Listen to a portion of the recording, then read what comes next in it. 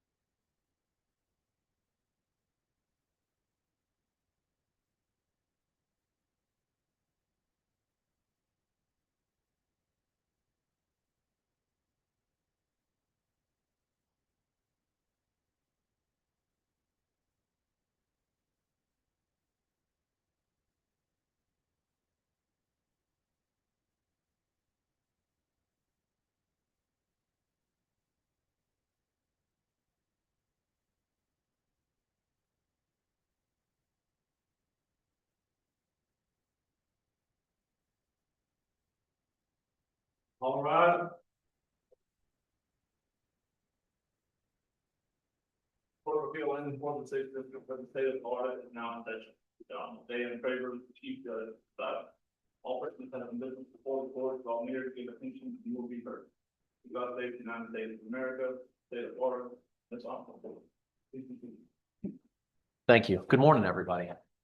Welcome to an oral argument session of the Sixth District Court of Appeal. We have two cases on our docket this morning. Before I call the first case, let me just say, gentlemen and lady, thank you very much for accommodating the last minute request to change the time. Really appreciate it. This is being live streamed on YouTube. If you haven't already silenced your cell phones, I would be much grateful if you did. To introduce the panel, I've already been introduced. I'm Dan Traber. I'll be presiding today. To my right, your left is the Honorable Carrie Ann Wozniak, and to my left, your right is the Honorable Joshua Mize. The first case on our docket today is Sheila Pierre versus State of Florida, 23-3308. Mr. Pennell, will you be making argument for Mr. Pierre? Yes, sir. How much time would you like for rebuttal? 5 minutes. Great.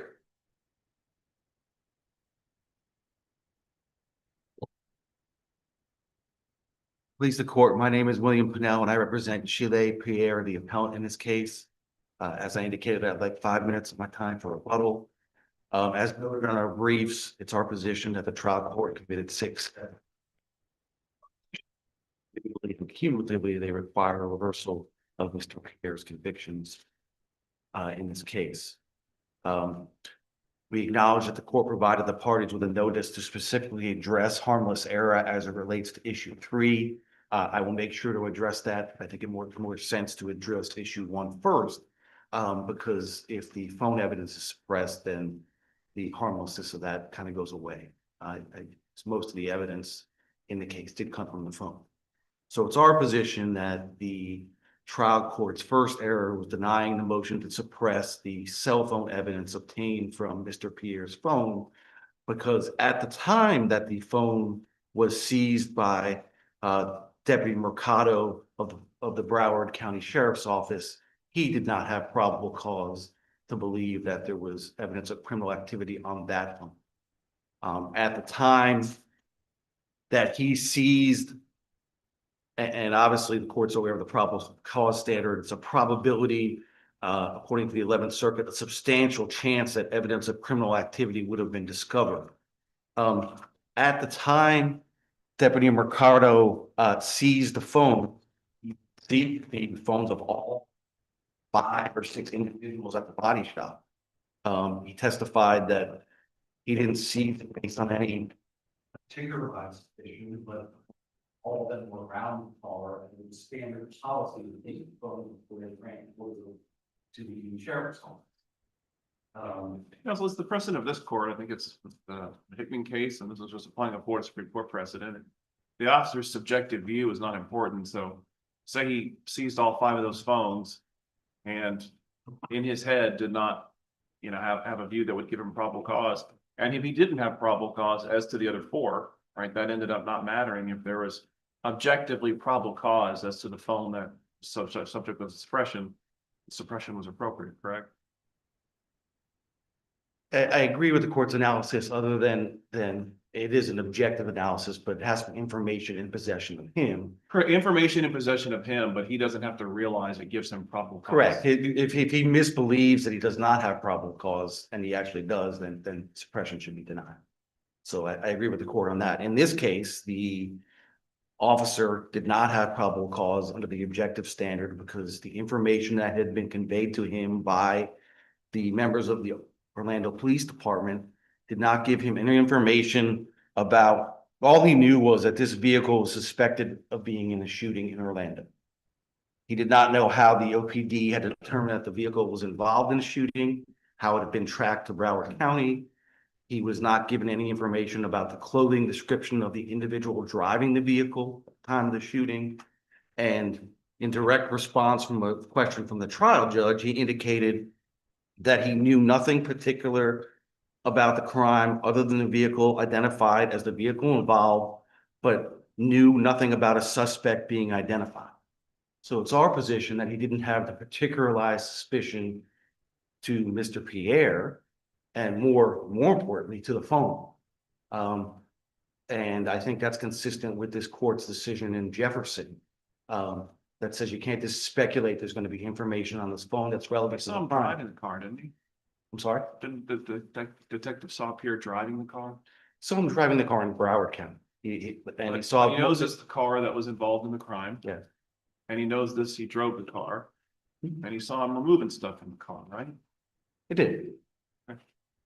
I don't think that's sufficient. I think under Jefferson, there was far more evidence of that connecting the defendant and than the phone to the crime.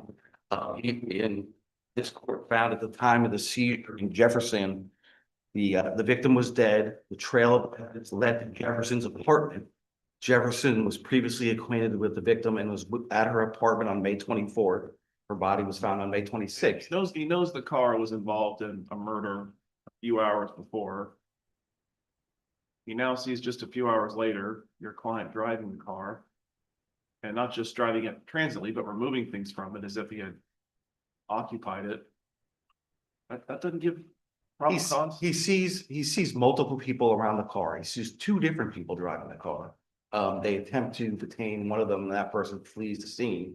They do eventually detain him, but they see, But even if you see multiple people drive the car, seeing one indicates he was involved, very well could be involved with that car.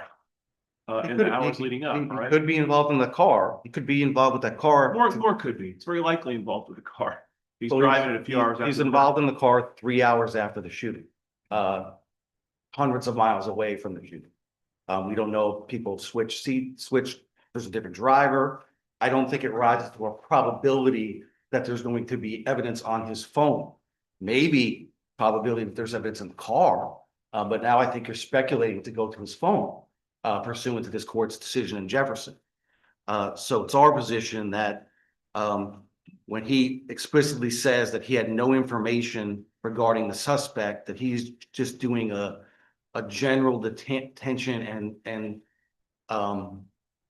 seizing phones of everyone at the scene, he doesn't have the necessary probable cause, the particularized probable To me, that cause. goes to the subjectivity, right? Whether he believed he had probable cause, or I get you. Maybe he didn't have probable cause as to all the cell phones, but those ones aren't an issue. No, I know, I understand it, but That's objectively, kind of a red, that's a red herring to me. oh, okay, that's fine. I don't think him seeing Mr. Pierre nearby the car hours after the shooting, hundreds of miles away from the location of the shooting, with no information specifically from OPD that he's a suspect, gives him probable cause to seize the phone, maybe to search the vehicle. Because I want to get you to the harmless error, because I want to make sure you have enough time to address it, and I have some real questions. Sure. In looking over the harmless error case law in preparation for this case, for something that comes up as often as it does, it's really surprisingly unclear and kind of difficult to work in practice to me. And here's what I mean by that. You take this case, for example, the state's only argument here was that the evidence was overwhelming. Right. Okay. The Florida Supreme Court has, as explicitly as you can, categorically rejected that as a basis for harmless error. And I think they actually have used the language in at least one case. We explicitly reject this argument as a basis to show harmless error. That's not an exact quote, but it's pretty close. And so if overwhelming evidence isn't sufficient, which the Florida Supreme Court has told us that it's not, what I'm wondering is, what is the proper way to evaluate whether improper evidence influenced a verdict? As I was thinking about it and understanding what the Florida Supreme Court has told me you can't consider pretty clearly, I really struggled to think conceptually, what other good way is there to evaluate the question? I mean, if overwhelming evidence isn't right, what's the right way? And I really didn't see a clear answer in the case law, which is surprising for something that we deal with on an almost daily basis.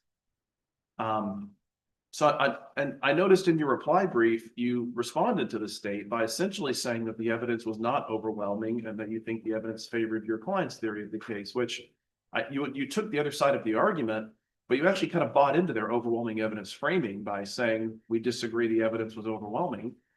So can you take me through your view on what is the way to evaluate this?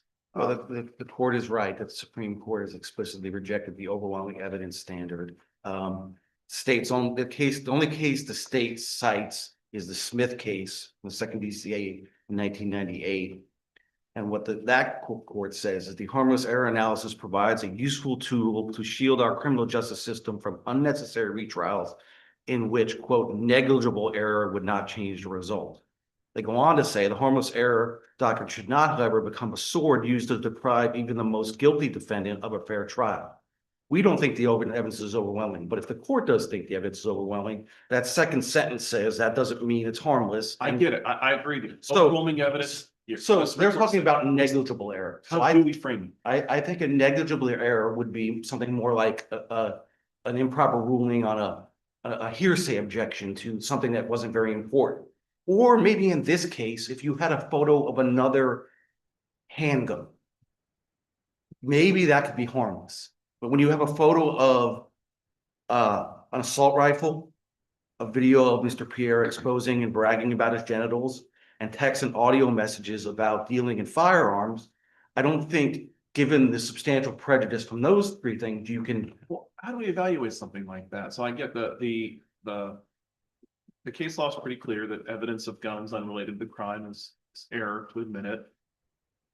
And I could certainly see it's not, in my view, it's not just whether it's something that should cause the jury to have a bias against your client, it's whether it's something that could properly or improperly. In other words, even if a jury shouldn't hold gun ownership against somebody, if there's some percentage that might, it could be a problem. right. But you take like, how prejudicial is it? Like, you use the term assault rifle. I didn't see anything in the record that showed why this is an assault rifle, Sure. as opposed to say any other type of rifle. And that seems to me to kind of play up the prejudice. So I guess I would say that seems to me to be a sliding scale where like, well, how inflammatory was the error? And that seems to create line drawing issues. That's what I took from your analysis of the second PCA case. Well, how inflammatory is the error? How difficult is the error? And I don't know how to draw that line. And I'll ask in this case specifically, like, what made this an assault rifle as opposed to a rifle? Were there some Well, when you- characteristics you saw that made you classify it as an assault rifle when you argued to us that it was particularly inflammatory because it was an assault rifle? Well, I'm certainly no gun expert, and I'm based on previous oral arguments, I'm aware that you are. So I would first point out that the state did not, or are calling it an assault rifle themselves. So I think the common understanding of a person viewing that firearm would believe it's an assault rifle. And based on my viewing, it appears to be similar to weapons that have been used in mass shootings and things that would likely to inflame jurors. It does not look like a pistol that generally people look upon as something that is used for self-defense or protection. It also doesn't look like an old school hunting rifle that you're looking like to shoot a deer with. So I think that's pretty clear from just looking at it. The contrast between the photos of the Glock and that photo are pretty drastic. If I look at DiGiulio, and everybody seems to agree that that's where this comes from, you know, it talks about the test being, it didn't contribute to the verdict, or alternatively stated that there is no reasonable possibility that the error contributed to the conviction. It's weird for me that we can't consider overwhelming evidence in that calculus. So I wonder if the Supreme Court's admonition that this isn't an overwhelming evidence test means it's not exclusively an overwhelming evidence test. You know, for example, say your client, and I know he didn't do this, I'm just going to use it as an example. Say the second that he was arrested, he confessed. And that moreover, in this particular case, there was 17 different angles of high-res video showing him actually shooting Miss Forward. And the same error of showing this extra gun occurs. How could we not factor the confession and the 14 different angles of high-res video showing the shooting? Well, I agree with the court that you have to look, after they say overwhelming evidence standard, they say you have to look at the admissible evidence and the inadmissible evidence. So they are saying it's not solely an overwhelming evidence case. You have to compare. But what I think they're saying is what the court is saying, and what the Smith court says is, you know, in a different case, this would be harmful, but in this case, we have a confession from the defendant saying he engaged in sexual activity with a 6-year-old because he, quote, was unable to resist her advances. So it's kind of hard to ignore his own words that he did have sex with a 6-year-old. And, you know, that's a different situation. We don't have that here. We don't have a confession. We don't. Well, in this case, you have, oh, go ahead. I was just gonna say that's the overwhelming evidence framing, though. You're explaining as to why the evidence is overwhelming there, but not here. What I think Judge Traver is saying, and I think what the cases bear out is, if it's even more than overwhelming, like it's, Really overwhelming?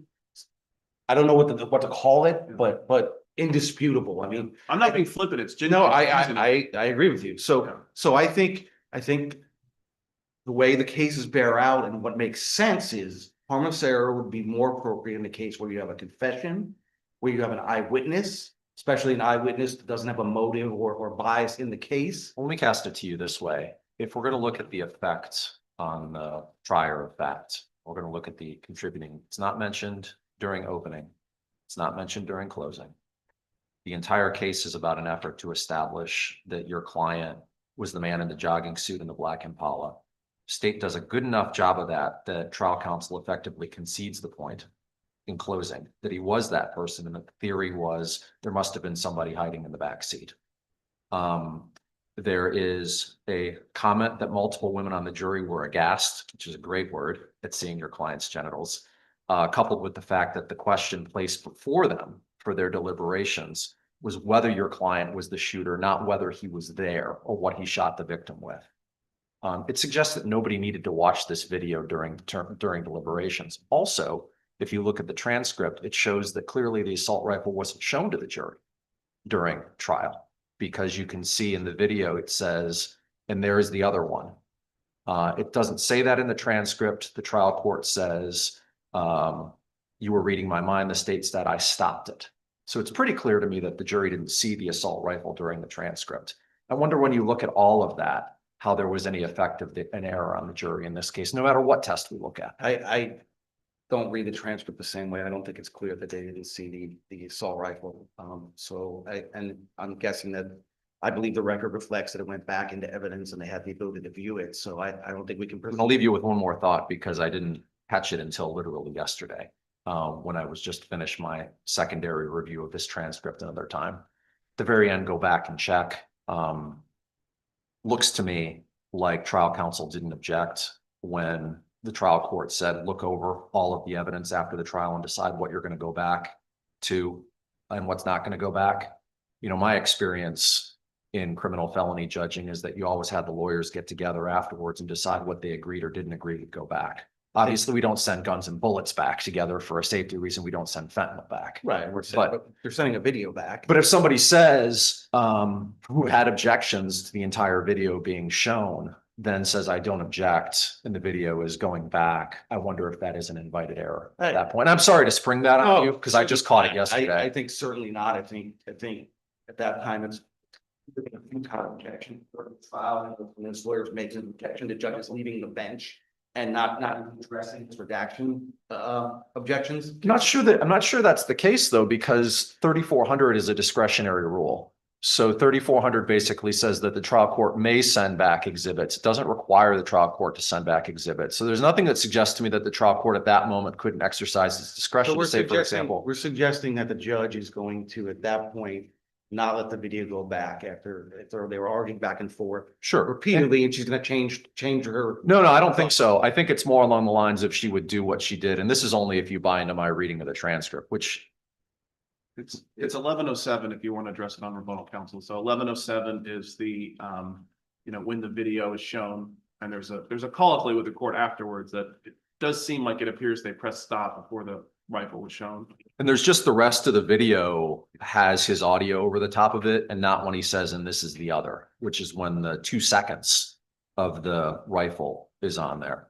I realize I'm eating up your rebuttal. No, I understand. I feel like, But I would say also I feel that, like we're guessing now that they didn't see the assault rifle, and when the judge permitted the entire video to be played, and now we're guessing that it wasn't shown. I think it's pretty clear. Counsel, Take a look at it. I would think it would be most useful to maybe glance at that page of the transcript so you can address it specifically with us, because the judge just called them up and and there's a colloquy where they appear to be talking about the fact that the video was stopped before the rifle came.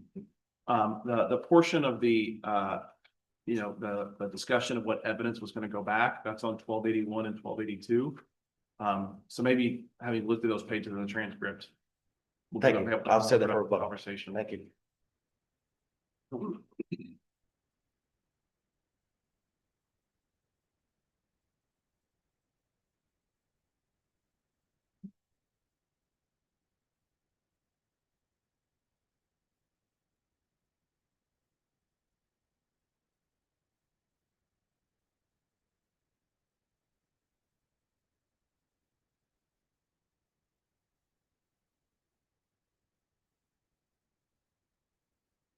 May it please the court. My name is Richard House. I represent the state of Florida. To get right into issue 3 here, it is our position that this is harmless error. And I think opposing counsel mentioned earlier about the hearsay cases being possible examples. And when I evaluate that kind of case law, when it comes to these types of evidentiary rulings, I realize, Your Honors, that 403 and 402, the case laws, we almost have a dearth of it when we're bringing in whether it's harmless in a lot of these, except for some of these firearm cases that were, of course, quoted in both the initial brief and reply brief. But I recall reading on the hearsay cases, when we're talking about the reasonable possibility that it affected the verdict, there's case law that speaks on whether the error is unimportant in relation to everything else the jury considered on the issue in question as revealed in the record. And that's how I sort of look at this, is whether this evidence comes out to being unimportant in regards to everything else we have. Does that essentially come down to overwhelming evidence? I believe overwhelming evidence is part of this analysis, Your Honor. The state acknowledges that, of course, under DiGuilio, all of our harmless error case law, overwhelming evidence alone is rejected. But I believe overwhelming evidence plays a part in whether this evidence is unimportant. If where we have here, almost so much of the case that the state focused on was about actually hyper technical details as to how defendant's phone started in the South Florida area, traveled up, laid in wait at the victim's apartment complex for 30 minutes, then was at the murder scene, and all of the camera footage that we have showing someone in this tracksuit, this distinctive tracksuit that multiple law enforcement officers all testified to noticing. Does that essentially come down to overwhelming evidence and the improper evidence wasn't a major feature of the trial? Is that kind of a two-parter? Yes, Your Honor, that is part of it, because at least when I looked into all of the case law cited regarding, at least we were looking at 402 and 403 objections, whether we were looking at cases like, I think, Green, Matayer, Jean Bart, and Downs. In some of those, we had issues where, I think it was in Downs, there we had the firearm was irrelevant because the murder weapon, I believe, was not automatic. It was an automatic weapon found. I believe this evidence was actually argued in the state's argument as indicative of guilt in the particular Downs case. And the jury wanted depositions from witnesses of which, as acknowledged by the court, had holes in what they looked at. Further, the victim did not identify the defendant at first in that case. I move into the Jean Bart case. We're just looking at the rifle at the end of that video. Do you concede we're on 401 as opposed to 402 or 403? I mean, I just don't see the relevance of a gun that wasn't involved in the shooting. I believe we are looking at relevance, and that's what most of the case law stops on, whether or not Right, so another we're not firearm really is looking at prejudice in the context of anything other than harmless error, whatever that test might be. Is Yes, that Your fair? Honor. Okay, so if we're looking at just it being a mistake, an error, then I think we're right into the harmless error analysis. Do you agree? Yes, Your Honor. If we agree the gun is, of course, not relevant to this case, that doesn't make any fact more probative or not, at least regarding material fact, we go straight to harmless error. Because if we prove relevancy, of course, we have to prove that was not substantially outweighed by the prejudice here. I know you didn't write this brief, but what's the state's burden as it relates to telling us what the harmless error is? I mean, our burden is, of course, showing beyond a reasonable doubt that this error did not affect the verdict, and us then meeting the reasonable possibility that it did not affect the verdict test. Our burden only starts there. Burden is otherwise on the appellant to show the error. And while we did not touch as much on the relevancy, touch as much on the prejudice of that particular firearm, I mean, goodness knows the state wanted this to get in just to talk about the multiple guns here and the fact that we have two different Glocks that appear in some of our footage. I think that they ended up not, if that comes out that they stopped playing this video, then it does not matter. But of course they say, here's one, here's another one. The jury might wonder, what other guns are we talking about? But So can I ask you that? I take your point about kind of the overwhelming evidence plus this particular evidence wasn't a feature. I can see why that would make some sense. I want to talk about whether you made that argument in your brief and whether you had to. And so I just re-looked at the brief to refresh my memory, yes, Your Honor. and you really don't make that argument at all.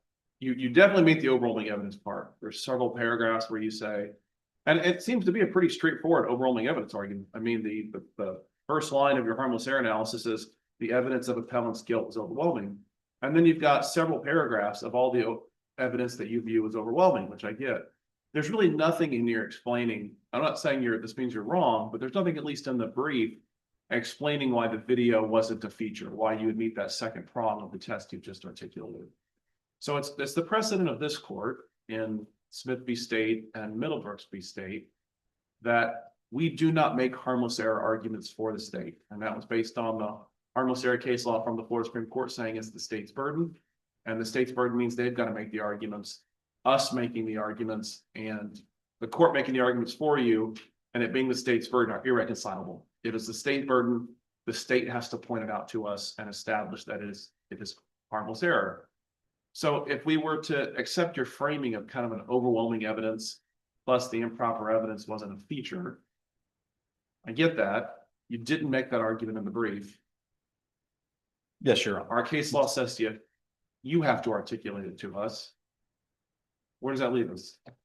Well, Your Honor, acknowledging that case law, I'm familiar with those opinions on this. I would first to get into that, while of course we were not is artful saying anything other than overwhelming evidence, I think it's the second to last sentence of either the second to last paragraph or the one after it. We make a mention of other evidence of Glocks coming in through either, I think, the text messages showing the phone or I believe there were the phone calls, of course, discussing Glocks in that. And while, of course, that can play a part in this being unimportant because in all the case law discussing those cases, if we have other evidence of the inadmissible evidence, then that plays into the harmless error analysis. Forgive me, talk about the rifle. Oh, right? yes, Your Honor. The rifle. There's nothing in here that I see. I'm looking at your answer brief. There's nothing explaining how or why the rifle wasn't made a feature or couldn't have been expected to influence the jury, other than to say the evidence was otherwise overwhelming, which you lay out your argument on that fully. But there's nothing you articulated a two-step test. Overwhelming Yes. evidence and plus the improper evidence wasn't a feature. And that test kind of, I can understand, that makes logical sense. That actually does kind of square some of the, assuming it was correct. Yes, does sure. square the workability at least. It's not in your brief. If I remember correctly, Your Honor, I believe we still cited to the Duilio case in discussing the harmless error analysis in this. And some of our harmless error analysis or analyses, I believe, bleed together when we're discussing some of the other evidence in here from issues 3 through 7, mostly 6. I recall us discussing it with cumulative because obviously we're arguing here that we have no multiple errors. But in getting into that, Your Honor, I believe at least citing to the Duilio case, of course, puts the court on notice of what the full correct test is. That, of course, we're not just. That's just the bare assertion we meet the test. That's not an explanation of why the rifle wasn't a feature. I mean, if just saying you meet the test is enough, then all the state's got to do is cite Duilio, and it's always meets the burden without actually articulating why the test of Duilio was met. Yes, Your Honor, understandable. Of course, because that certainly just citing to a case and saying there was error, the defendant doesn't meet their burden at all when appealing their judgment and sentence. So I understand that, Your Honor. Do you accept that Middlebrooks and Smith are right in the context that it's exclusively and always the state's burden to show harmless error?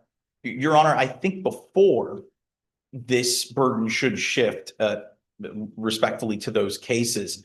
I know I think we're normally playing into, if I remember the statute correctly, it's 951.051, but I might be off on my There's like numbers. 3 harmless error statutes. They play into here. I know with my assessment of at least a decent amount of case law, including getting sidetracked here with what's been getting discussed with all the Erlanger fallout litigation, is that the defendant has to show prejudicial error. And, not just showing something was irrelevant, something was harmless, or I'm sorry, showing something was irrelevant, showing it was prejudicial. They also need to show how that actually prejudiced their case. Wouldn't that be the opposite of it being the state's burden to show harmless error?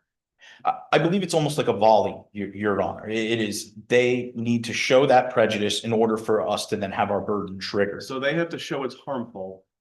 then that shifts the burden to you to show it's harmless. Yes, Your Honor. At least that's how I read I think the 501 statute I'm referring to.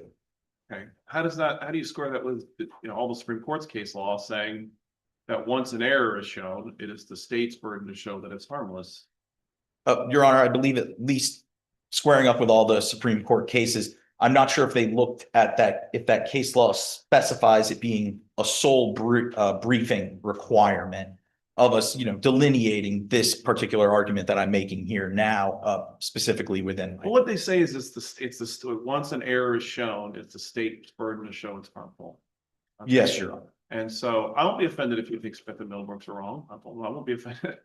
But Appreciated, Your Honor. But to me, if it's the state's burden saying the court for you, those two things cannot both be true.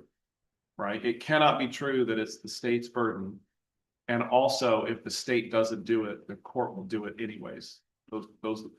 So if it's not in the brief, like where's the, hey, if you I guess you fleshed it out as much as you can. I'm still having trouble wrapping my head around it. Me too. It's a Yeah. little confusing from the standpoint that you've got DiGiulio talks about it being the state's burden, which to me suggests where you went, either notice or ultimate pleading facts.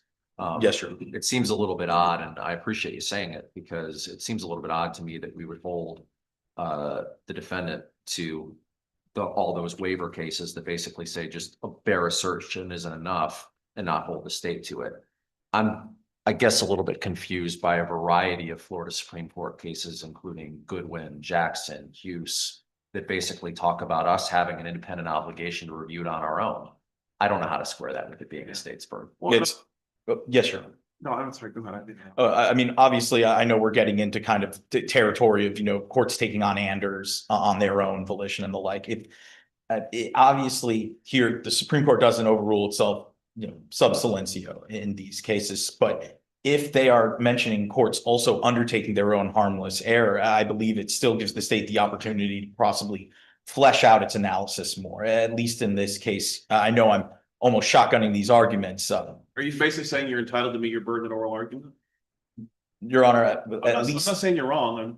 I think if we try to square DiGiulio with the Jackson and Hughes cases and the like, talking about the courts having their own, I believe that still gives the state its other shot here. And again, I would like to think that while we do not mention a few specific words in our brief here, still discussing DiGiulio, knowing its reasonable possibility, and focusing on overwhelming evidence. Here, we're mostly just keeping our focus on the fact that because this evidence was so overwhelming, there's no reasonable possibility that it affected the verdict. Did you come across in your preparation for this or otherwise, there's a case that Judge B.L. Thomas wrote on the first called Thornby State.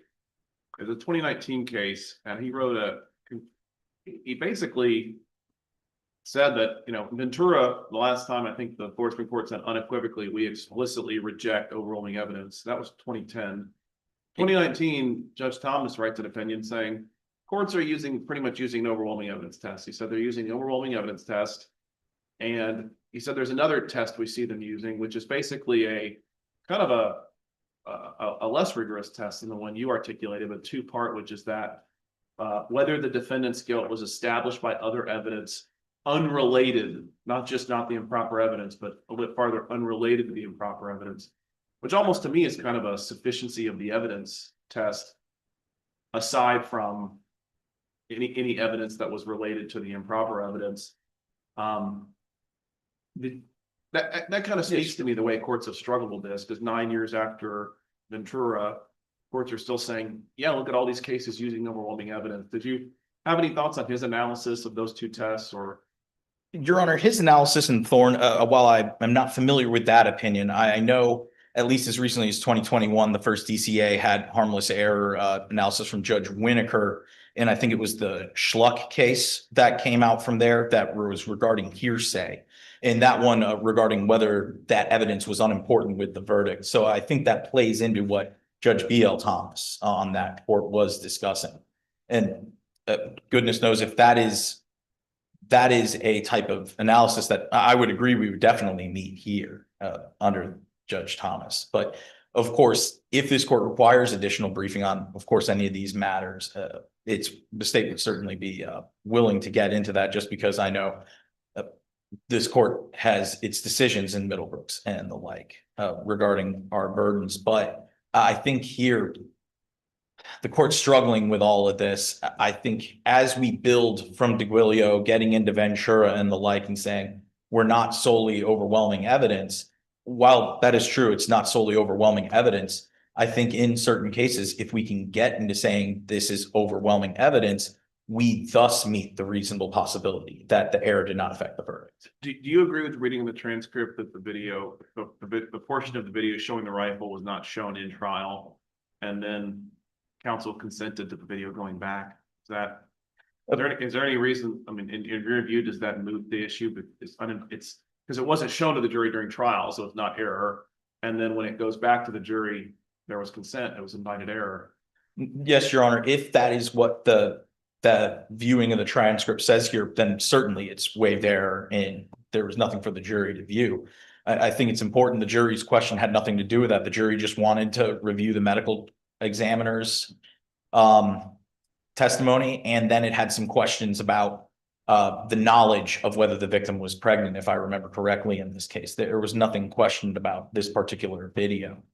Of course, I can't get into what the jury necessarily reviewed, but there were no objections made at the time that evidence was sent back, from what I could tell. I know that, of course, this video was heavily objected to. I will note, for one, assuming preservation, the discussions of redactions were not done in front of the judge. And when this evidence was then played, we didn't even have, while there was then another subject to prior objections and talking about how this evidence was damaging, there was still no additional, can we redact this? And if the state did stop it, then in theory, that portion regarding the rifle, whether an assault rifle or shotgun standard rifle, that's just not reviewed by the jury in this case, and there's no error to be corrected. I guess we've gotten to this point in criminal felony courts in the district where we're sending back non-connected laptops to view video evidence, and that's become pretty common. Yes, sure. But I just wonder if you're in a situation where that wasn't available, you of course wouldn't send back a laptop that was connected to the internet to allow the jury to do its own independent research. You would just basically, anytime that the jury wanted to see something, just like when they wanted to see the gun or hold the bullets or look at the cocaine again, we'd call them back into the courtroom. Yes, Your Honor. Typically, at least with readbacks and everything, we don't send the court reporter back there with them. We bring them in here and the court reporter will then do the readback for them there. So I believe that if they wanted to view this video again, we would probably have had it happen here. Well, no, I mean, it went back with them, so they could have looked at it and we wouldn't know about it. Yes, And sir. that wouldn't have come back out to the court. But the issue is whether if it went back to them, you could see why that might be error, right? But if there was no objection to it going back, and there was in fact, from looking up the transcript, agreement for it to go back, Yeah. that would make the error, not error, but invited error. And I know this court has a prior opinion, I want to say either a year or 2 years ago, discussing whether subject to prior objection is sufficient for.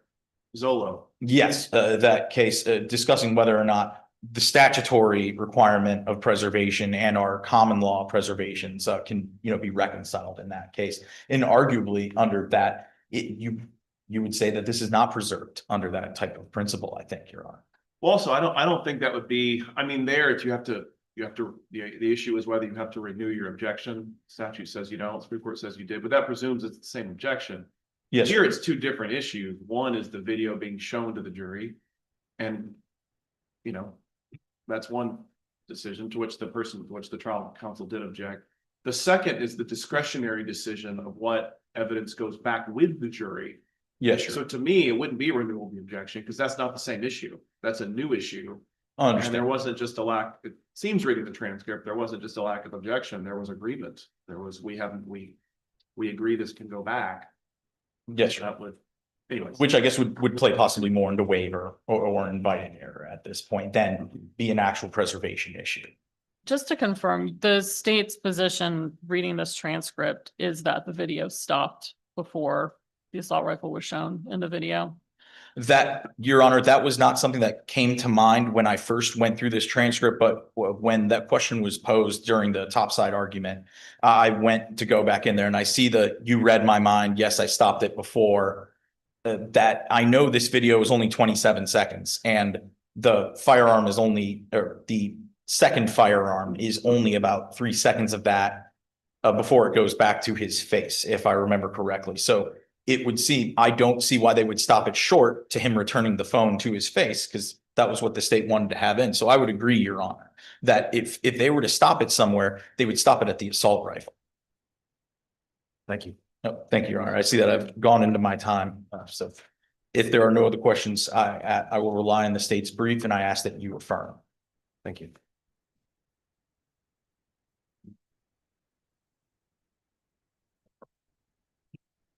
I give you an opportunity just to address those transcript pages that we sprung on you at the. So I agree, the transcript on 11/7 suggests that the assault rifle was not shown to the jury. As the state indicated, this is a very short video. Generally in these transcripts, when the transcriptionist says you can't rely on this as an accurate depiction of what the audio and video is. So I still think we're speculating. Say that there should have been a separate objection.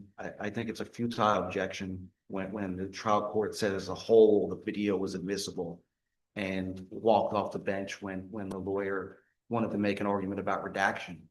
To say that another objection would result in a different outcome is, I think, not reasonable. What if the objection was, hey, I object to that video going back. I would like that to be played in open court and I would like the state attorney to stop it before the He made that objection and she left the room. He said, I want to redact, and she says, no, I've heard it all. That was when they were talking about what evidence is going to be presented to the jury, not what evidence is going to go No, back. I understand, but I mean, as a lawyer, are you actually expecting a different, I mean, she didn't just say overruled or let me, or listen to his argument. She said, I heard it all, we're not redacting, and ran out of the room.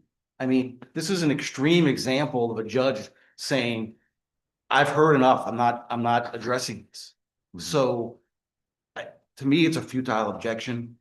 I don't see any other way to read it. You know, he's just agreeing that he's not agreeing that he thinks it should go back. He's already made it clear he doesn't think the jury should see it. The judges said the jury can see the whole video. He's just saying, yeah, nothing's been slipped into this that wasn't admitted. He's not saying explicitly, oh yeah, I agree that they should see this. He's saying, yeah, those were the 4 exhibits that were introduced, so it's okay. Yeah. Do you want to finish up with any, we've asked a lot of questions into your time. Do you want to? Well, I think finish up Judge with Mize is in, you know, I think the reading of the cases where it says the burden's on the state, I don't think there's any other way to read it. If they have a burden, they have a burden.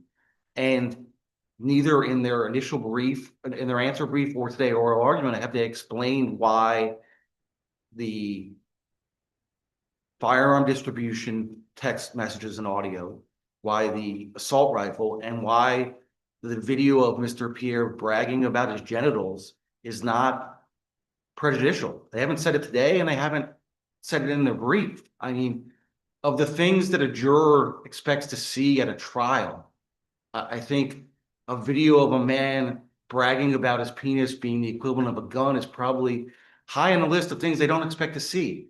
And the lawyer makes a Was that record. chased out at all, though, by trial counsel's appropriate and good objections to the notion, and it goes to weight as opposed to admissibility? You can't tell that that's his hand on the gun in the other picture. You can't tell that that's his living room when it shows the Glock on I don't the know. ottoman. Can you repeat it? Yeah, so the response to I need to show his face in this particular video, face, genitals, gun, is the idea that the other Glock pictures don't have Mr. Pierre's face or any other identifying feature in them. You could say that one of the pictures wasn't a picture of Mr. Pierre's living room. The other one is a hand holding a gun. And the argument is, well, that's not his hand. How do we know that it's his hand? Well, I agree completely with the court that the jury gets to see his face. We apparently the state wasn't able to do this, but we were able to redact the video in about 5 minutes yesterday. And we redacted the video where you see his face. This is after he displays his penis. You see his face, you see him walking over to the Glock and pointing to the Glock. So you see his hand, you see his face, you see the Glock. That satisfies the court's concern. Counsel, I have two more questions for you, and I know we're over into your time. But number one, do you agree with or I guess, what are your thoughts on the test articulated by the state's counsel that it's not overwhelming evidence, but it's overwhelming evidence, plus it wasn't a feature? I'm not saying that was met in this case, or they argued it. Sure. Just whether or not that's a decent way to look at it. And go ahead. A feature. So, you know, it's so hard to say what a feature is, you know, I'm guessing that one of the, even if that's, I don't know if that's the appropriate test or not, but if it is, I'm guessing one of the things that each juror mentioned to their significant other when they got home is, I saw the defendant bragging about his penis on a video. So to say that's not a feature because it was a short period of time, I think is different than if it was like a hearsay objection. I mean, that's a pretty blatant thing. It's a pretty, so even if feature is the standard, then we have a long, multiple paragraphs of discussions about him dealing in firearms. It has no relevance. And the state hasn't explained today why it's not prejudicial or why that wasn't a feature. And all this stuff went back to the jury room. So now we're speculating that they didn't look at it. So that kind of goes to your prior argument that maybe another component is how inflammatory was the error. Yes, and Ventura, as the court said, is the last time the Florida Supreme Court addressed this, and they said you have to look. It says application of the test requires not only a close examination of the permissible evidence, but an even closer examination of the impermissible evidence, which might have possibly influenced the jury.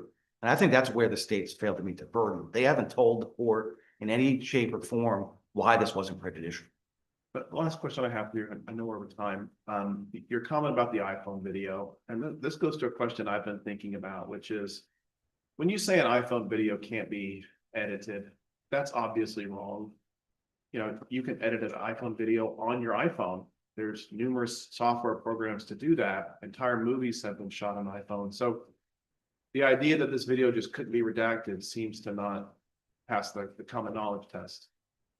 So the idea that it's a factual assertion though, right? So the idea, I know in this case that your client's trial counsel didn't get the chance to view it or, you know, to ask further questions about the ability to redact and run that to the ground.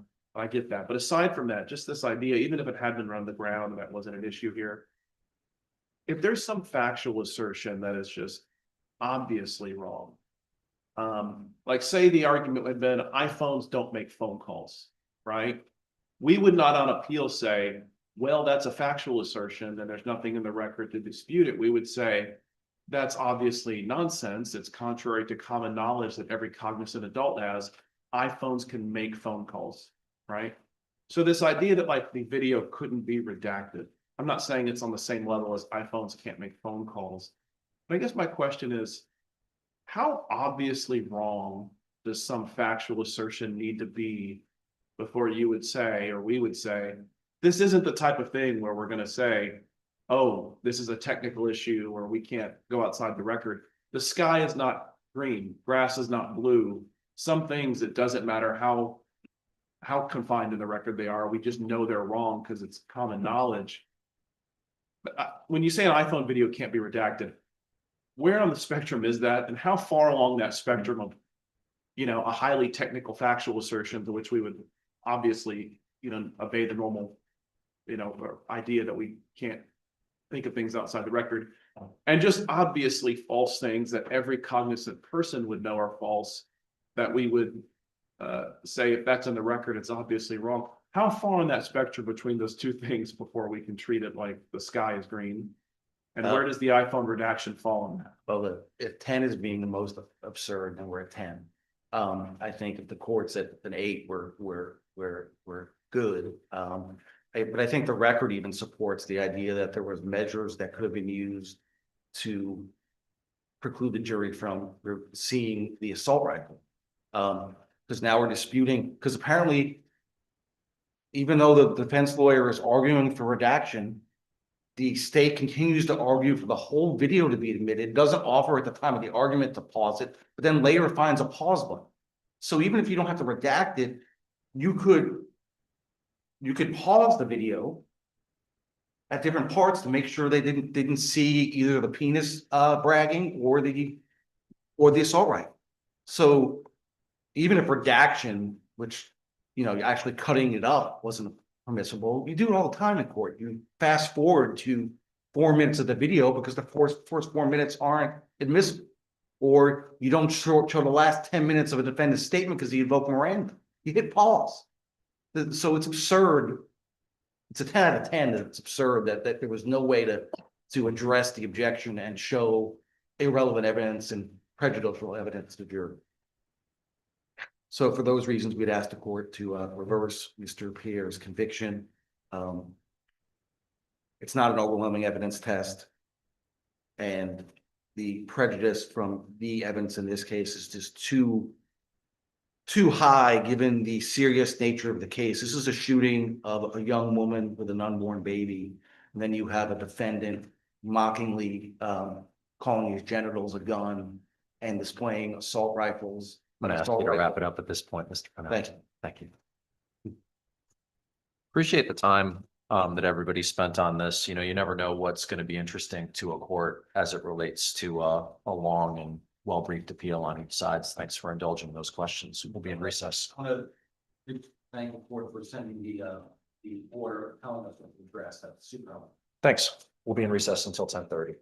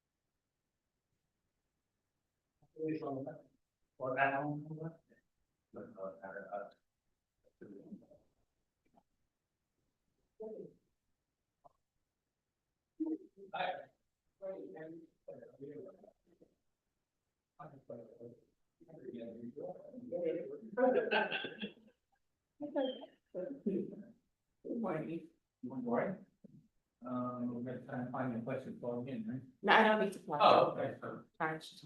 yeah.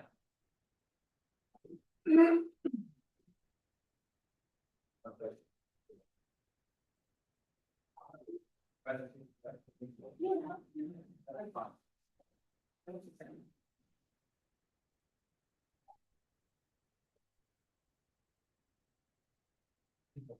fine.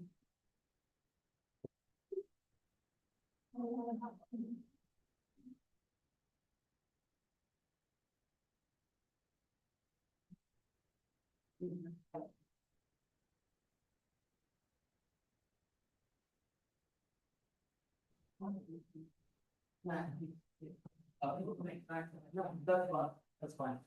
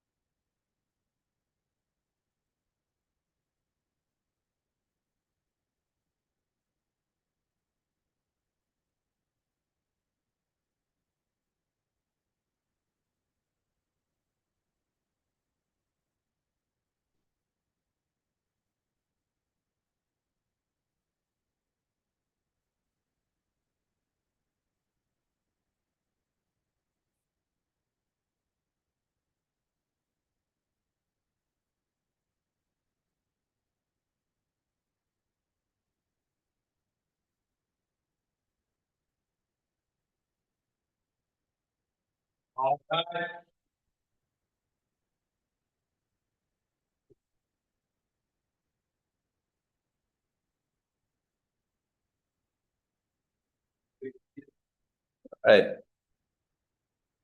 Good morning. We're back in session.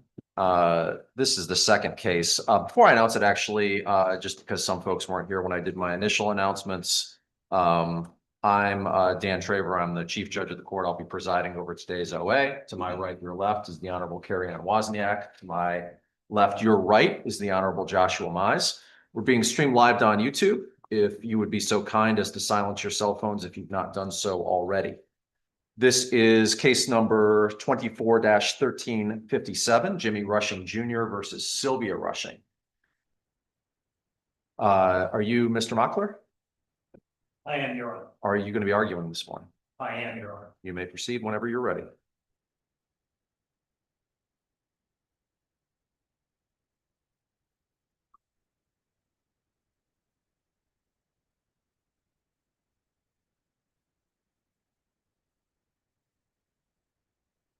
May it please the court. When you serve in the military and you're on a retirement, on a pension plan, two things typically happen over time. Absent wrongdoing or something unusual, military service members get annual pay raises through a COLA. They also get time and grade, time and service pay raises, and they get pay raises as they're promoted. That is the norm. And that is the case in this case. In addition to your pay going up, as you serve more time in service, your percentage share of your base pay increases. So typically at 20 years, you're entitled to 50%. And each year thereafter, complete full year, you obtain another 2.5% share of your retirement. So at 21 years, you're at 52.5. At 22 years, you're at 55%. So your pay is going up and your share of that base pay is also going up. Okay? Master Sergeant Jimmy Rushing filed for petition for dissolution was in April of 2013. He retired in September of 2018, wherein he added 6 additional years, full years of military service. Now that's a period of only 5 years and some odd months, but he crossed 6 thresholds during that time period. So he went from being an E7 with 18 years of service to retiring with 24 years of service. The supplemental final judgment in this case violates not every rule in the Book of Equitable Distribution, but almost every rule. And it violates them blatantly and inexplicably. So one of the black letter rules of equitable distribution is you can't modify equitable distribution.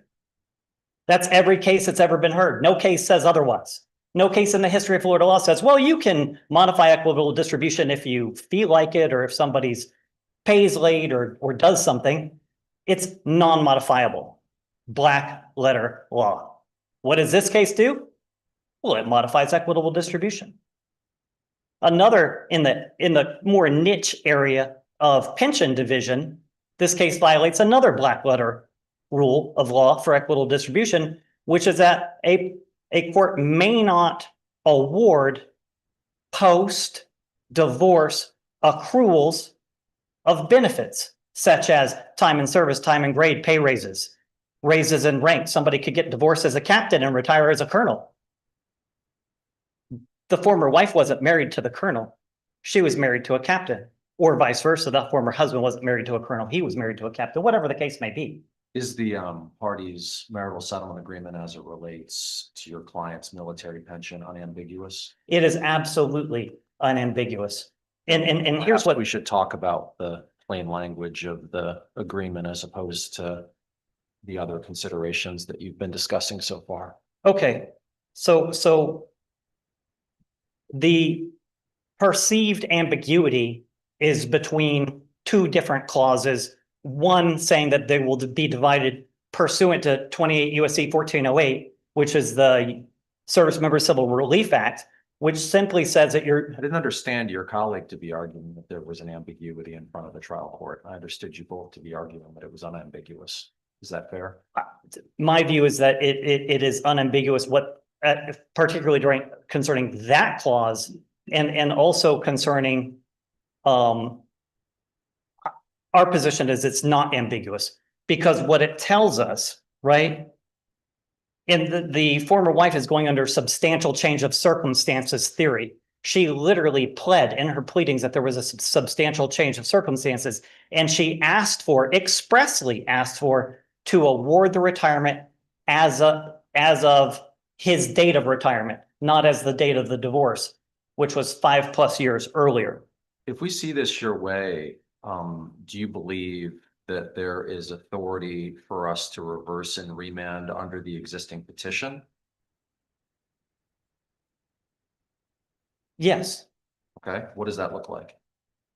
The issue is that the remand should make clear that the court is not permitted by discretion for any of the reasons that she found to read out of the final judgment that the retirement pay shall be calculated at the salary, right? So we need a salary and rate attributable to the former husband's rank at 18 years, comma, which is the rank in years that the husband had attained at the time of filing of the petition for dissolution of marriage.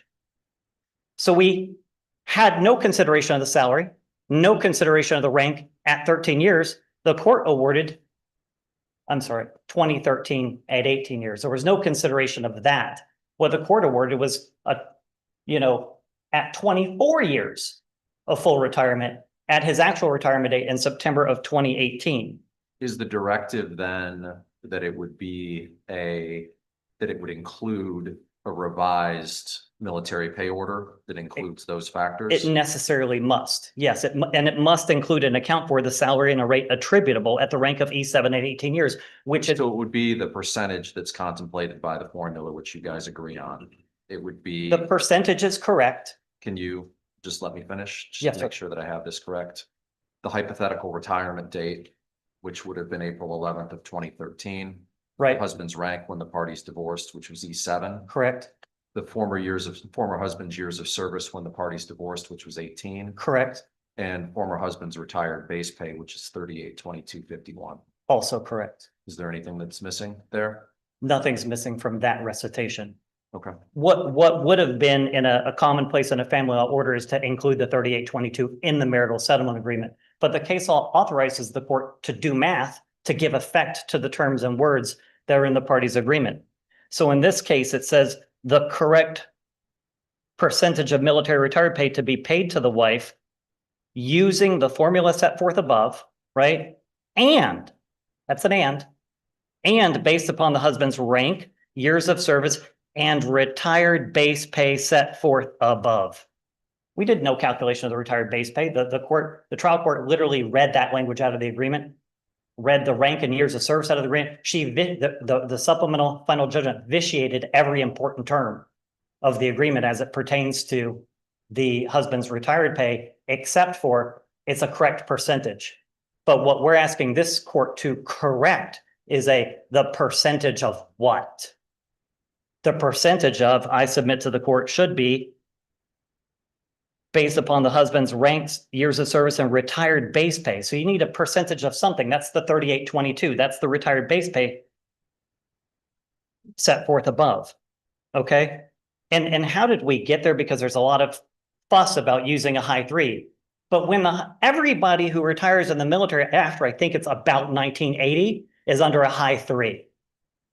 In fact, Master Sergeant Rushing retired at a high 3 in 2018. So it's always a high 3, but that high 3 is moving up over time as you increase your time in service, time and grade. So his high 3 in 2018 is a much different number than his high 3 should have been or was in his 2018 high 3 that he actually retired under is different from his April 2013 high 3, which we had an expert witness calculate and present to the court. So we're not asking for any type of windfall or strange calculation. We're asking the court to take the same high 3 retirement that actually occurred in 2018 and date it back 5+ years to that occurred in 2018 and date it back to 2013 when the divorce occurred, when the petition occurred. Other factors that to address is that this was not a situation where we needed to file a motion for rehearing. This was a single I'll call it a single issue trial, was dividing this military retired formula. And we argued ad nauseum throughout the entire trial, all of these points, and the court simply rejected them. They picked the former wife's argument over the former husband's, reading out everything we argued should have been considered and should have been in there. And that is not a case where the court, and conceptually, like when you have a mandatory motion for rehearing, that's because the court ruled on something it didn't have a chance to consider. Like, oh, you didn't put in the proper facts, or you didn't check these boxes, or something that was never argued before the court. Here, these arguments were all made, all on the record, fully developed, and a motion for hearing wasn't mandatory here. I also thought it's important to basically to try to come up with legal sorcery to get this modification, right? To impermissibly modify equitable distribution and award the wife a post-judgment share of his retirement. Two other arguments were that, oh, well, you had an affirmative defense a couple of pleadings ago that was withdrawn and replaced by an amended answer by new counsel that took out that affirmative Yeah, but defense. it's an unambiguous agreement. I don't know why that matters. Agreed wholly. And the other one is that, oh, well, you didn't pay while we were during the dispute, so we get to modify and take a higher percentage then. That is not the remedy. The remedy is you order retroactive at the correct rate, not that you impose a punitive measure and modify equitable distribution. The case laws, every case that's ever considered, whether you can modify equitable distribution based on misconduct, says no, you may not. Every case in the history of Florida law that looks at the issue says no. So we're dealing with, there's actually a lot of clarity in this case. There's so much clarity that there's a nearly identical case called Lawrence. I believe Lawrence is out of the 5th DCA, used to be here. Now it's not binding, but there's no case to the contrary. So I would, suggest it's at least highly instructive, if not binding. Well, not binding on this court. I'm sorry. It would have been binding on a trial court.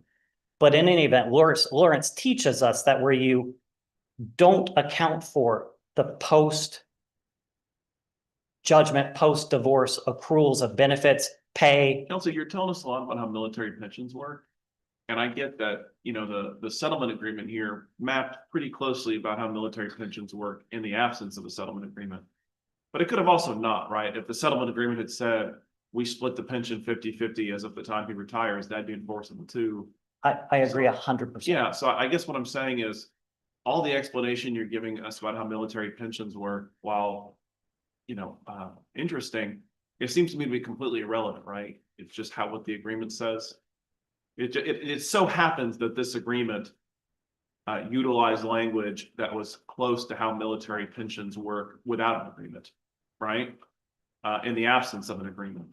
But that's just a coincidence. If they want to alter it, how military pensions normally work, they can. So is it relevant how military pensions normally work, or is it just solely relevant what this agreement says and that's all we should think about? I believe how it works is relevant in the following ways. I agree with the court as a basic principle. This is a contract. This is a contract interpretation case, and the court should apply and interpret what the parties agreed to.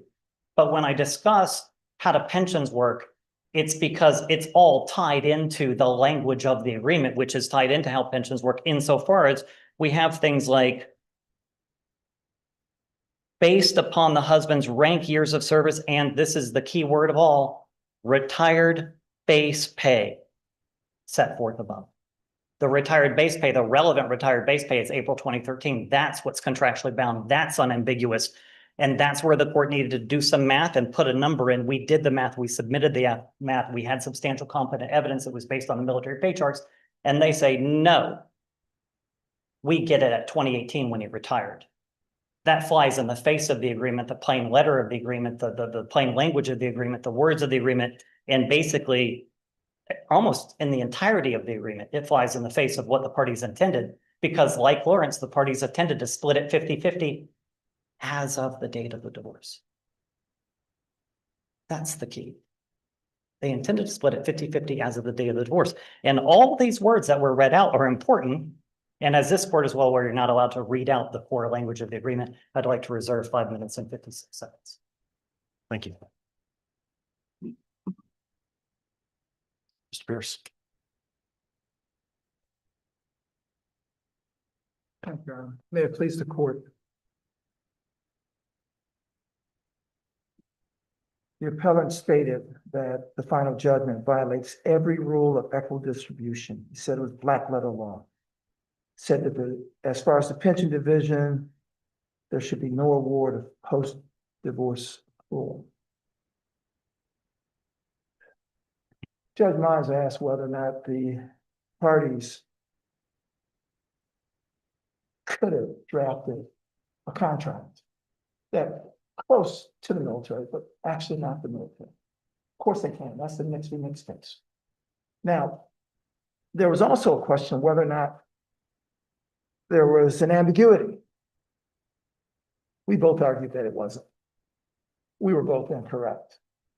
The lack of clarity in this contract, where if we follow appellant's position, the tail wags the dog.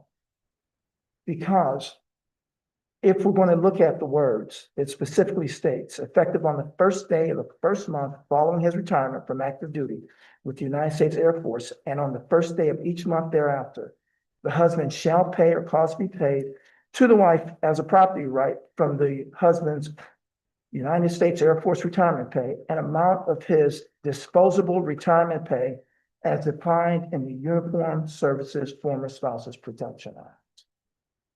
Those words have meaning. And if that is the case, that is what it should be divided in accordance with that. And there was a formula that was given. Do you just stop there? I'm sorry? Do you just stop? Absolutely not. All right. So when you talk about the rest of that paragraph, specifically the wife's percentage share of the husband's disposable retirement pay shall be calculated at the salary and rank attributable to husband's rank of E7 at 18 years, which is the rank in years that the husband had attained at the time of the filing of the petition for dissolution. How do we get to the trial courts and your chosen interpretation of that language without completely reading out that verbiage? I was going to get to that. Please. There's the ambiguity. It's because of the percentage that's used in the first part, and then you look at the second part.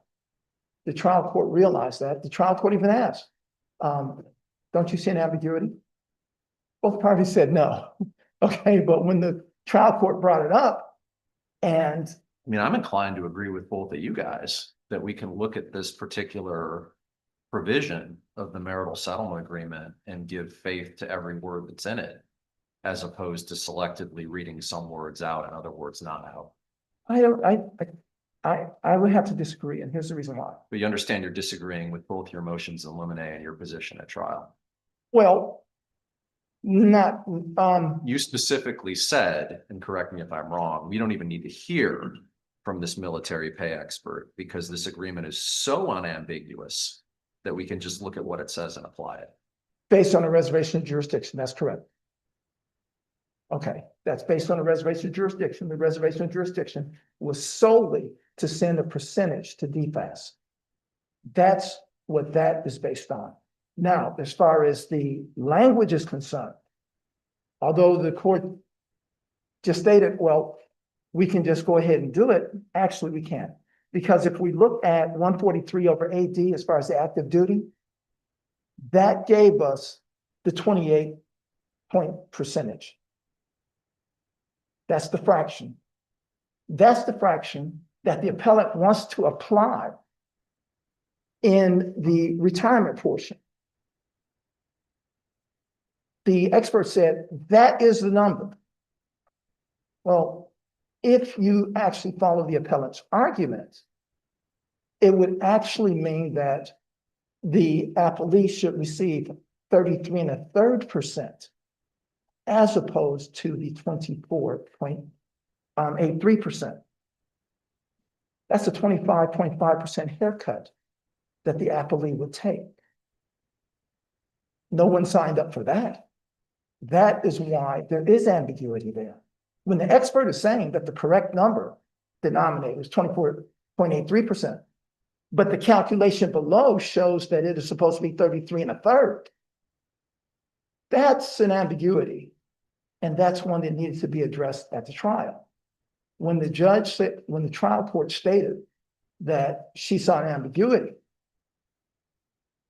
I mean, I think you can tell by the transcript, of course, my position was, uh-oh, she's right, there's an ambiguity. So from that point, of course, you have to look at the intent of the parties. And that is why we looked at the intent of the parties with parole evidence. Now, not only that, Do you agree that we're in the exact same position as the trial court was as it relates to analyzing this contract?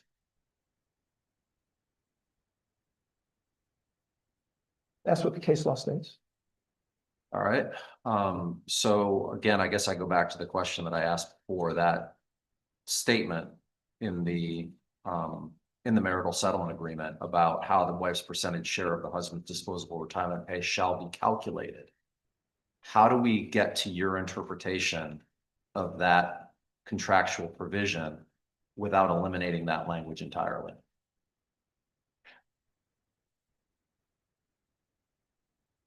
Well, here's what you have to look at. Here's what you have to look at. There are two, at least in my eyes, as I'm looking at it after, at the trial. These paragraphs cannot be read in complete harmony, just based on the language itself. I guess I don't want to get you there yet. I just want to get an answer to my question about how you read it the way that you want to read it and that the trial court read it without reading it out entirely.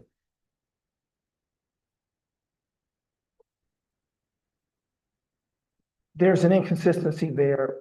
As far as reading it out entirely, if you're looking at the husband's disposable retirement pay, I understand as far as the calculation, and it would appear that it is read out entirely. However, I do not believe that it is completely read out entirely. Because I think there's a conflict there, Your Honor. I think there's a conflict there.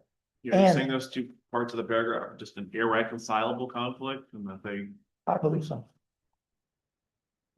I believe that they're, because of those numbers, especially if you look at the percentages and you look at the percentage of the first where it's 143 over the total amount of active duty.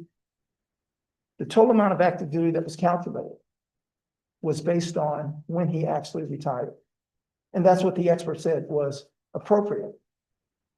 Again, if you take that, which is what they want to do, and apply it to the second portion, the appellee takes a 25.5% haircut.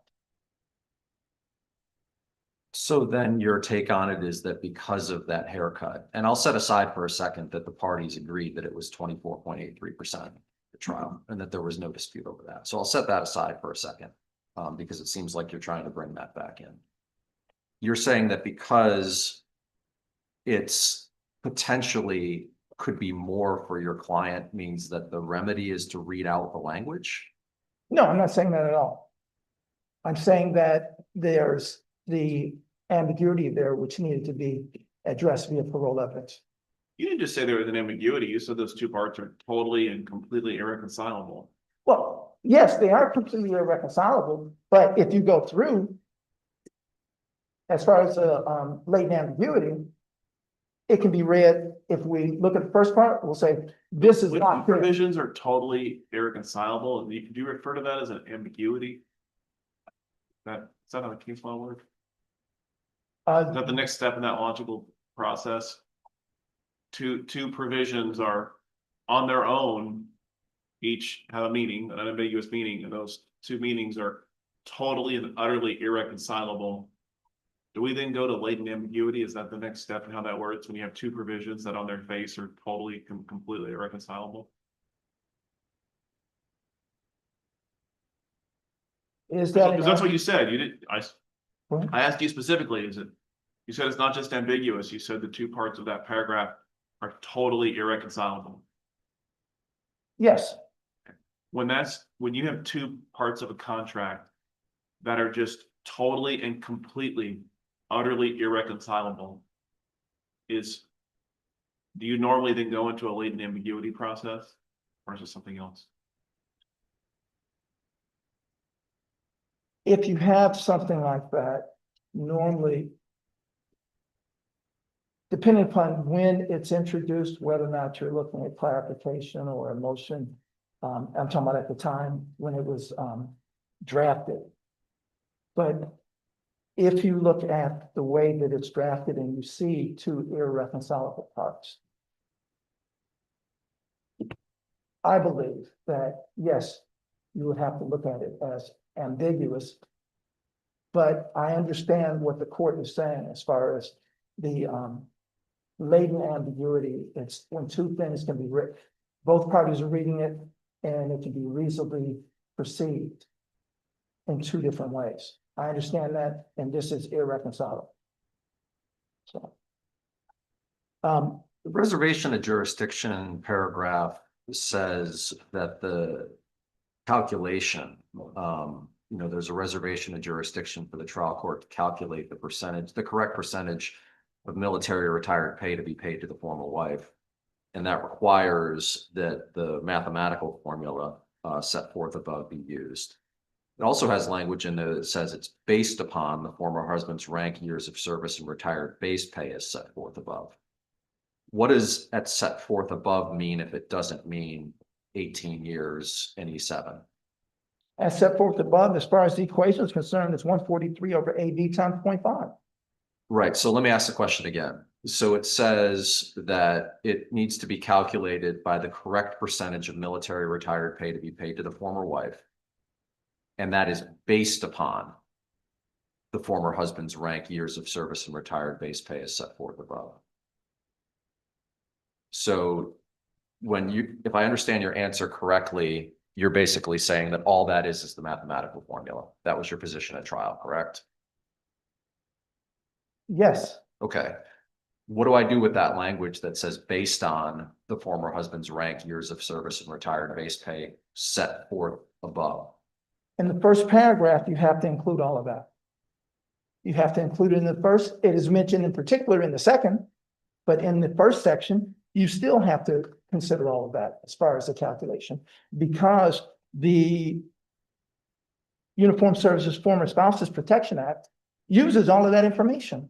So if we're just on the mathematical formula, which is the 143 divided by 288 times 5, where does former husband's rank come into that formula? That's by the Uniformed Services Former Spouses Protection Act. Do you agree with me that I can divide 143 by 288 and multiply by 0.5 without knowing his rank? Yes. Then how do I read that language not being there?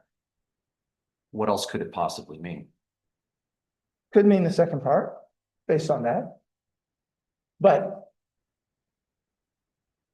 I'm sorry, did I cut you off? No. Okay. Now, the one thing that I wanted to address his first, but the one thing that I wanted to start with is Florida Family Law Rules of Procedure 12.530 specifically states that if you want to object to something, you have a concern or anything like that, you must file a motion for rehearing. The appellant has stated that this is a single issue. There is not a requirement to file a motion for rehearing. No, because the rule specifically states that you must file it. As a matter of fact, in Newton v. Augustin, this court adopted the 4th District's Top Valpo. And Top Valpo, the specific case stated that if you go and you do not file a motion for rehearing for any error that appears on the face of the judgment, you will have waived it. In this case, the appellant wants to say, this is just like the Lawrence case. This is nothing like the Lawrence case. In the Lawrence case, where it might be similar that there appeared to be a single argument, in Lawrence, the appellant actually filed something, actually served something on the judge, actually told the judge, something's wrong here, you're not following the contract. Also, in the Lawrence case, that judge actually wrote the order and the judge put in its interpretation of what the contract meant, as opposed to simply saying, this is the contract. In the case herein, the appellant did not file anything because he felt that it wasn't necessary. This isn't a sufficiency of the evidence. He didn't make that argument in the initial brief, so therefore he went that. Where do you get in 12.530 that a motion for rehearing had to be filed as it relates to a legal challenge that was the sole focus of trial? No, it's, as far as the findings are concerned, the It's appellant, reserved for appeal, a challenge to the failure of the trial court to make required findings of fact in the final judgment. A party must raise that issue in a motion for rehearing under this rule. I guess I just struggle to see where the trial court failed to make findings of fact. 61.0, he raised 61.075 and 61.076 as far as it being deficient. As a matter of fact, when he started off, he specific, as I read before, violates every rule of equitable distribution as far as pension division. And then in the brief, it brings up 61.75 and 61.076 and went in to explain how it should be divided. Okay, I think I understand your argument. As it relates though to the contract, plain language being ambiguous or unambiguous or what it meant, you agree that that was raised fully before the trial court? I mean, you guys just had a whole trial about it, right? Correct. Okay. I just don't know how that would need to be raised in a motion for rehearing. Any error, 6th District and Newton v. Augustin, any error on the face of the judgment must be raised in a motion for rehearing. What if it was the whole thing that everybody talked about at trial? Isn't the point of a motion for rehearing to call the trial court's attentions matters that it should have considered but didn't? Yes, So what didn't the trial court consider about the plain language of this contract that you guys had a trial over? because if for some reason with what is being done right now and what was raised in the brief, stating that you should have used this, you should have used that, that should have been raised in a motion for rehearing. If you feel that the judge made an error or the judge did not follow the contract, the judge did not perceive a particular argument, that needs to be raised in a motion for rehearing. Otherwise, Newton v. Augustin has absolutely no meaning. And I think that Newton v. Augustin and Top Valco, they definitely do have meaning. So that's the reason why a motion for rehearing was absolutely required. Because even if you look at Top Valco, they went through and Top Valco said, those are very good arguments. As a matter of fact, we might agree with them. But you did not raise those arguments in a motion for rehearing. Since you did not raise the arguments in a motion for hearing, you waived them. And if Newton v. Augustin adopted that, well, the Top Valco is pretty clear as far as that's concerned. Let me go through, excuse me. Now, the appellant also stated they're not asking for a windfall. The demonstration of math would be that, yes, they are getting a windfall, and they would get a windfall if the, So you acknowledge that if we were to accept your interpretation of the agreement, that's not how it works in the absence of an agreement, right? oh, absolutely, right. Yeah, If there's so- not an agreement, you go directly pursuant to 61.075. So in the absence of an agreement, she wouldn't be entitled to what you're asking for, right? That's correct. You Right. think it's there, but and you think it's the other side that's asking for a windfall? Absolutely, because if they're going through and they're using the smaller percentage and applying it to the number that they want, yes, there could windfall, and that was demonstrated in the motion in limine, and that was also demonstrated in the answer brief, as far as the numbers are concerned. Because the share, if you decided that we're going to use the second part, that share would have been larger. Because as I stated, the appellee would take the 25.5% haircut. So that is, that would definitely be a windfall for them. I think my time is about expired, so what I have to do is request the court to the trial court. And I would have to rely on anything that wasn't. Thank you. Thank you.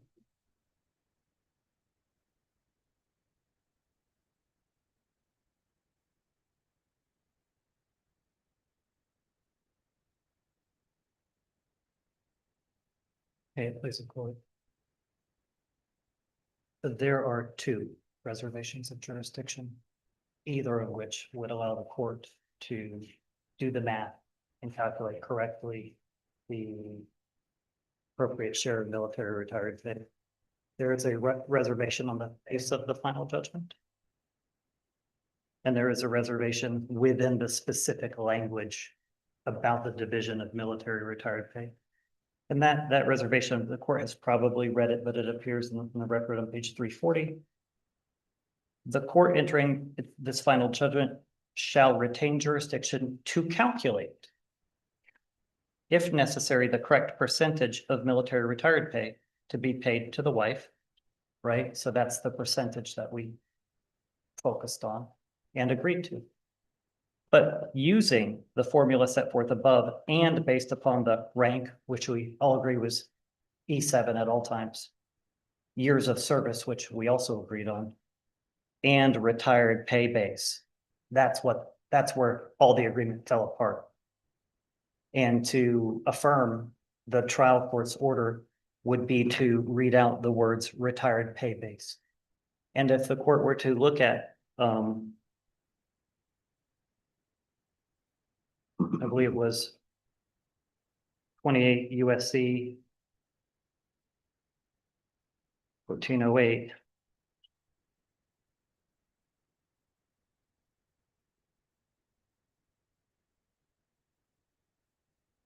In the record, we talked about and defined what the retired pay base was under the federal statutes.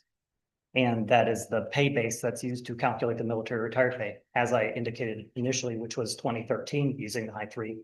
And all we're asking is take it to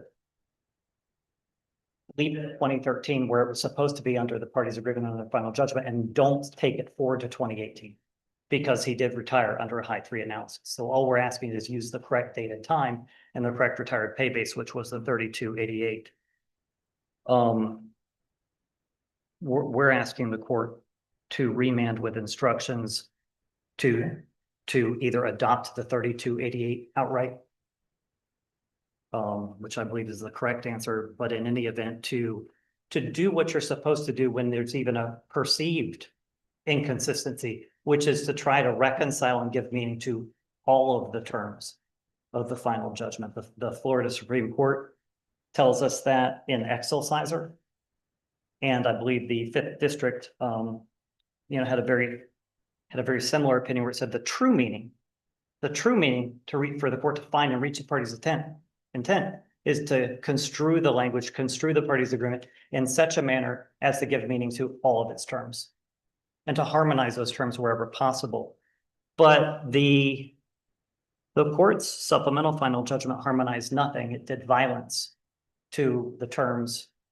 Everything that had to do with, it got the percentage right, but everything percentage of what, it did violence to those terms. It eradicated them. It eviscerated them. They're gone. They're nowhere to be found. So I would ask the court to overturn that decision outright, as there was no contrary evidence and there is no contrary argument. If the court is to give meaning to using the correct retired base pay, the court has to instruct the lower court to adopt that number or determine that number again. But this court is in the same standing. This is under a de novo review. On a purely contractual basis, that reading, that order cannot stand. And none of the legal sorcery bases to uphold it, whether it be by a foregone affirmative defense or an admission of against interest or parole evidence where there's lacking a clearly identified ambiguity, none of those can work. This is a straightforward calculation. The judgment did a pretty good job of it where it said, we're going to take this percentage, 84.83% times the correct pay base. And that was E7 as of 2018. I'm sorry. The 18 and the 18 years are getting me caught up. E7 at 18 years, which was as of April 2013, using those pay numbers as though he had retired at that time. I don't have anything further. Thank you. We'll be in recess.